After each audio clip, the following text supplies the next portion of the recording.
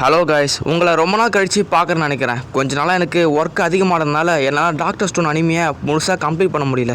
இன்னும் கொஞ்சம் எபிசோட் தான் இருக்குது. அதை நான் போட ட்ரை பண்ணுறேன்.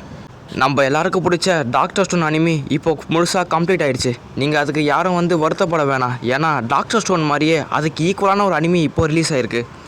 அதை தான் நம்ம இப்போ பார்க்க போகிறோம். நம்ம இன்றைக்கி பார்க்க போகிற anime the spark of tomorrow. இந்த ஒரு கதை பல காலங்களுக்கு முன்னாடி இருந்து ஆரம்பிக்குது. பென்ட்ரிக் ஃப்ராங்க்லின், நிக்கோலா டெஸ்லா இப்படி எலக்ட்ரிசிட்டியில் ரொம்பவும் பெரிய விஞ்ஞானிகள்லாம் அவங்களோட இளமை காலத்தில் இறந்து போயிட்டாங்க. கொயோட்டோவில் 36வது வருடம் மீஜி ஈரா. இந்த ஒரு காலகட்டத்தில் ஸ்ட்ரீம் டெக்னாலஜியால் உருவாக்கப்பட்ட பொருட்கள் தான் ரொம்பவும் அட்வான்ஸான பொருட்களாக இந்த உலகம் முழுக்கவும் கருதப்பட்டது. நீராவியால் உருவாக்கப்பட்ட பொருட்கள் தான் மக்கள் பயன்படுத்திக்கிட்டு இருந்தாங்க. இப்படி ஒரு வாய்ஸ் ஓவரில் இந்த கதை ஆரம்பிக்குது. அப்போது ஸ்ட்ரீம் இன்ஜினால் உருவாக்கப்பட்ட ஒரு ட்ரெயின் கயோட்டோ ஸ்டேஷனில் ஸ்டாப் ஆகுது. அந்த ட்ரெயின்குள்ளே 20ஆம் நூற்றாண்டை சேர்ந்த எலக்ட்ரிக்கல் கேட்டலாக் அப்படின்ற ஒரு புக்கை செரிக்கோன்ற ஒருத்தர் படிச்சுட்டு இருக்காரு. அப்போது ட்ரெயினோட இன்ஜின்லேருந்து கோல் எரிச்ச சாம்பல்லாம் பேசஞ்சர் ரூம்குள்ளே பரவுது. இங்கே யாராலையும் மூச்சு விட முடியல. ஏன்னா இப்போவே பெட்ரோலால் நிறைய பொல்யூஷன் வருது. ஸ்ட்ரீம் இன்ஜின்னா பொல்யூஷன்லாம் ரொம்ப அதிகமாக இருக்கும். செரிக்கோக்கு ஒரு சின்ன தம்பியும் இருக்கான். அவனோட பேர் தான் கிகாச்சி. அவனுக்கு அந்த புகை ஆகாமல் அவன் இரும்பிக்கிட்டு இருக்கான். அப்போது சிக்கரோ தான் ஒன்றும் இல்லை, வாய் முடிக்கும், சரியாயிருக்கும் அப்படி சொல்கிறான். அப்போது சிக்கரோ அவன் தம்பிக்கிட்ட என்ன சொல்கிறான்னா, ஓ கிகாஷி, நான் என்னென்ன விஷயங்கள்லாம் சொல்லணும் அப்படின்னு எலக்ட்ரிக் கேட்டலாக எழுதி வச்சுருக்கேன் நீ. ஆனால் நான் உங்ககிட்ட எதிர்பார்த்ததே வேறு தெரியுமா? நான் என்ன எதிர்பார்த்தேன்னா உன்னோட சொந்த ஐடியாக்களில் அதில் எழுதுவேன்னு நினச்சேன். அப்போ தான் இந்த ஒரு எலக்ட்ரிக் கேட்டலாக் 20ஆம் நூற்றாண்டுக்கு தேவைப்படுற ஒரு பொக்கிஷமாக மாறும். அதனால் தைரியமாக உன்னோட சொந்த ஐடியாக்களை இதில் எழுத ஆரம்பி. நீ இந்த கேட்டலாக்கில் எழுத போகிற ஒரு விஷயமும் எலக்ட்ரிசிட்டியை நோக்கி நம்மளோட பயணத்தை தொடங்க போகுது. எலக்ட்ரிசிட்டியா? அது நம்மளுக்கு கண்டிப்பாக தேவையே பட போகிறது கிடையாது. அது எதுக்கும் நம்மளுக்கு உதவும் போகிறது கிடையாது. அப்படி சொல்லாத கிகாஷி, உன்னால் கண்டிப்பாக முடியும். உன்னால் அதை கண்டிப்பாக பண்ண முடியும்.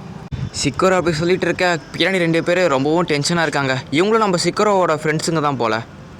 5வது தேசிய தொழில்துறை டெக்னாலஜி எக்ஸிபிஷன் உங்களை அன்போடு வரவேற்கிறது.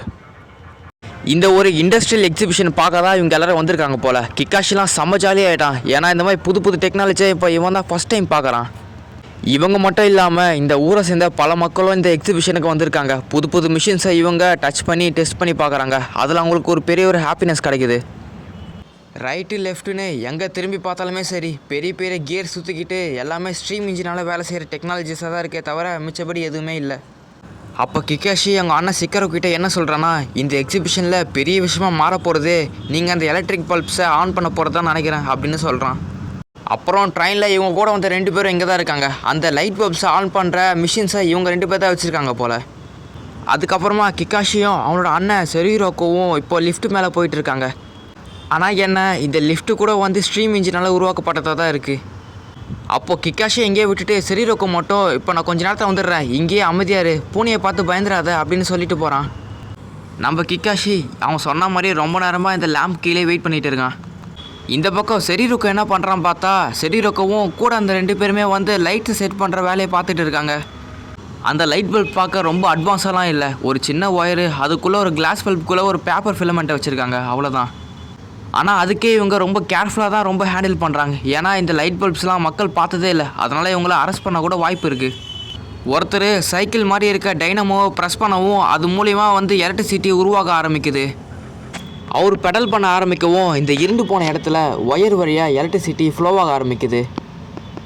அப்புறமா அந்த பல்பை ரீச் பண்ணவுடனே செம பிரைட்டாக இருக்குது. மக்கள்லாம் இதை ஃபஸ்ட் டைமாக பார்க்குறாங்க. இதை பார்த்த உடனே அவனோட கற்பனையில் 20ஆம் நூற்றாண்டோட எதிர்காலம் அவன் கண்ணுக்கு முன்னாடி தெரியுது.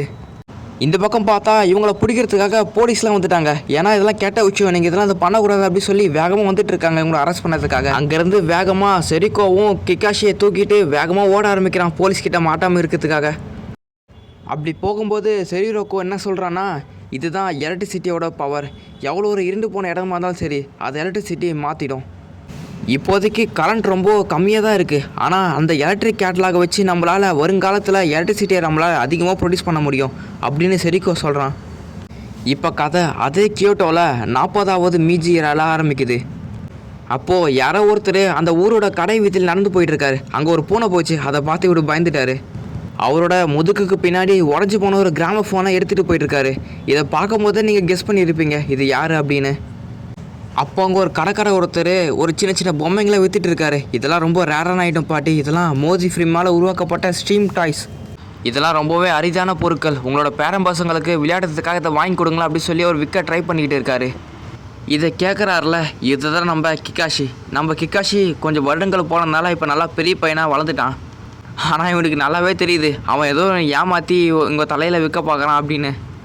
ஓ கிக்காஷி, ஏமாந்துடாதடா, கோழையாட்டே இருக்காத, தைரியமாக போய் உண்மையை சொல்லு.